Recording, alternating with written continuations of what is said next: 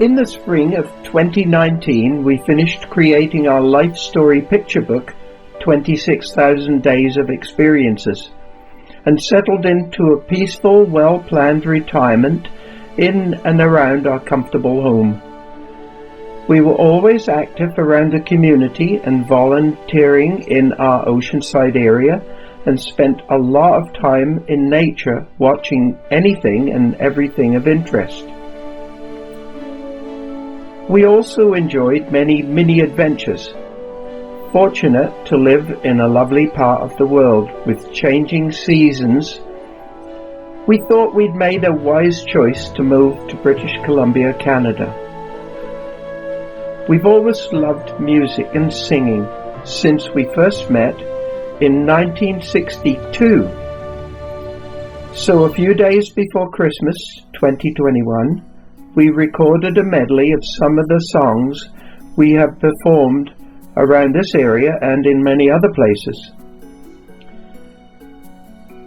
Facing a challenge, we were aware that Eileen's diagnosis of dementia, the future could be challenging. In the summer of 2021, who was training to be a social worker, stepped into the picture.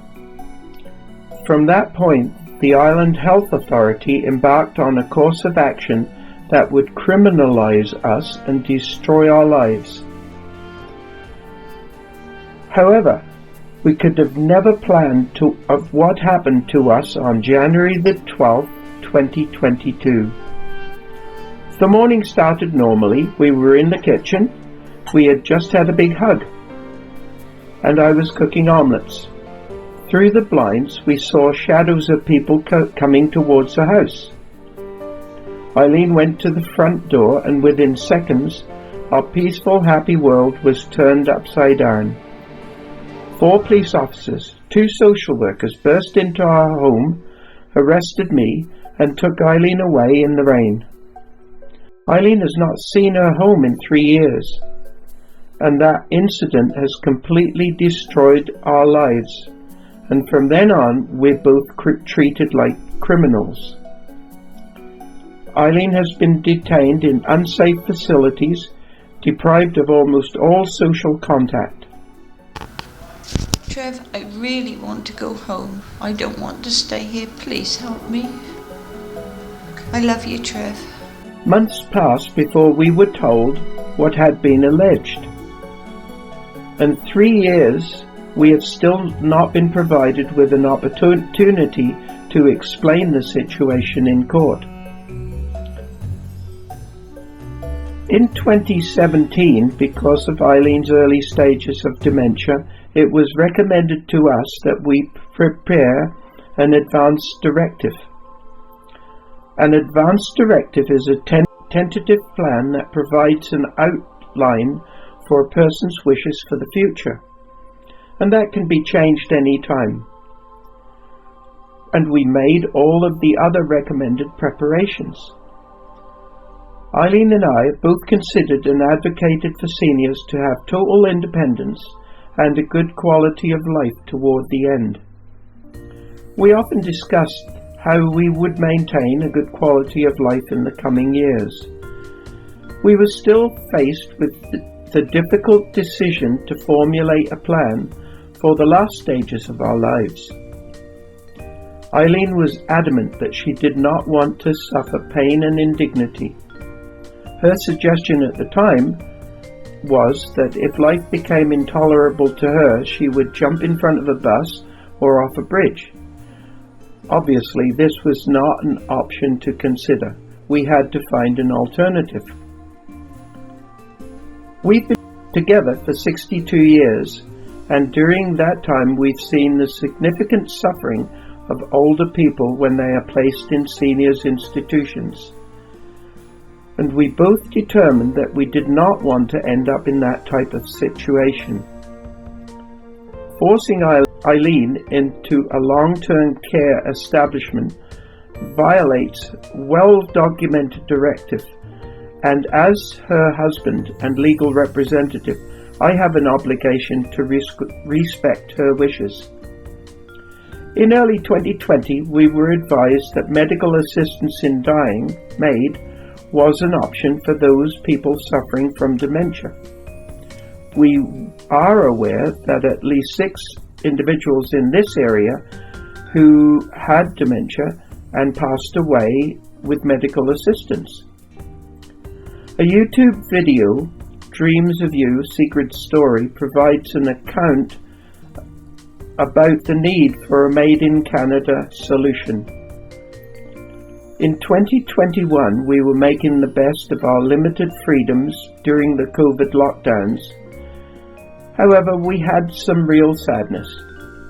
During the previous 4 years, 3 of the children we raised in our farm home near Red Deer, Alberta, had passed away. The 2 long-term foster children and our adopted son, Danny Lee. Put health back into healthcare.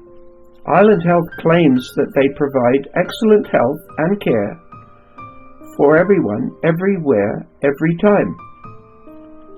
This statement is false and should be challenged, especially for seniors who are caught up with Island Health in the Adult Guardianship Act.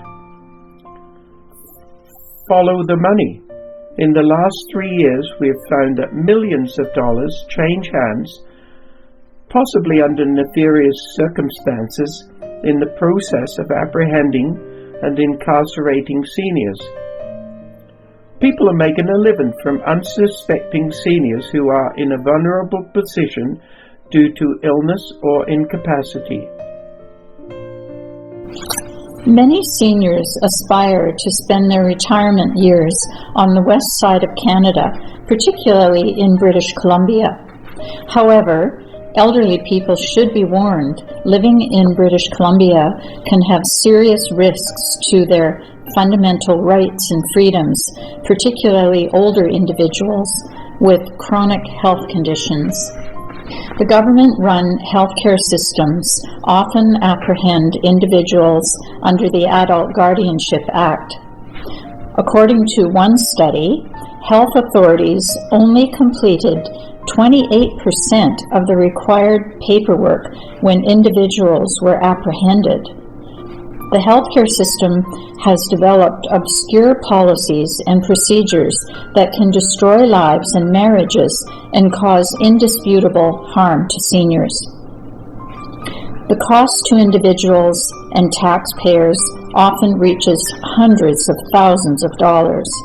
Overworked physicians and specialists in the system often make mistakes or fail to take appropriate action when dealing with an ever-increasing patient roster. This is when the health authority takes arbitrary actions because they do not want to be seen making mistakes. When mistakes are made, the effort to cover up moves into high gear. Collusion between the health authority, the appointed legal profession, and the court system is apparent. The cover-ups can involve withholding critical information, threats, intimidation, creating false narratives, imposing publication bans, and non-disclosure agreements. The only aim of the health authority when taking these actions is to cover up wrongdoings. None of this benefits the patient and can lead to abuse, neglect, a rapid decline in overall health, and a loss in their quality of life. Warning the public and opening a discussion about the process of the overreaching health authorities is a priority. At least one inquiry is underway by BC Human Rights Commissioner Kasari Govender. There is also a class action suit taking place relating to the Adult Guardianship Act. The number of incidents is unknown. However, it is time that the public become more involved in order to help repair a broken and corrupt healthcare system. Trust needs to be restored. You can help Eileen and many other escape custody by spreading the message and contacting your MLA. Thank you for watching this storyboard. A longer video will be produced soon. Time is of the essence. Seniors are being abused. The term aging in place is used by Island Health to support the principle that seniors in BC are better supported by aging safely at home.